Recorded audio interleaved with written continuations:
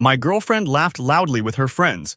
I'll brutally dump him after he proposes. I calmly waited. And 2 days later, she was screaming into my intercom, begging for forgiveness. I, 29M, have been dating Patricia, 27F, for 3 years. Yesterday changed everything I thought I knew about our relationship, and I'm still processing what happened. I need to get this off my chest. For context, we met through mutual friends at a housewarming party, moved in together last year, and everything seemed perfect. She'd been dropping hints about marriage for months, showing me ring photos on Instagram, talking about wedding venue. I was actually planning to propose next month. Yesterday morning, I was at Local Beans, our usual coffee spot.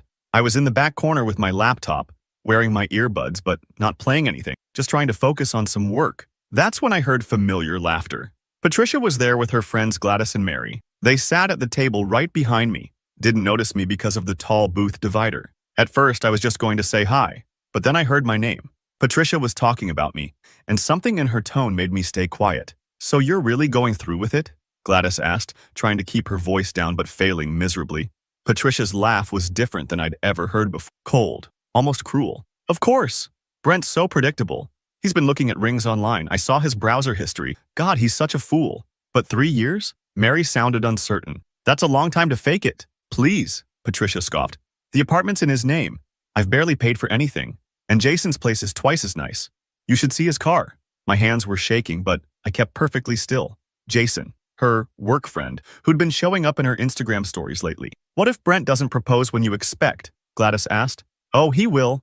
I've got him wrapped around my finger. And when he does..." Patricia lowered her voice, but I could still hear her clearly. "I'm going to let him do it in front of everyone. Get down on one knee, make his little speech.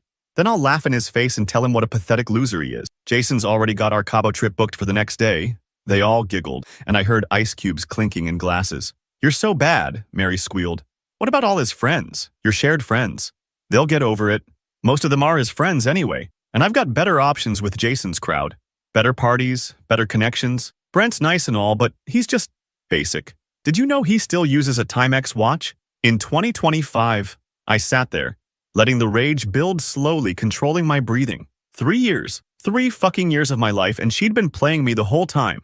"When's D-Day?" Gladys asked. "He always does big things at Giovanni's, that Italian place he thinks is fancy." More laughter. "I give him 2 weeks max. I've been sending him photos of that princess-cut ring from Somerset Jewelers all week." They talked more about Jason, about their secret dates, about how Patricia had been stashing away money from our joint account. Everything she said made me grip my phone tighter, but I didn't move. I just kept recording. Finally, they left. I watched through the window as they got into Patricia's car, still laughing. She had no idea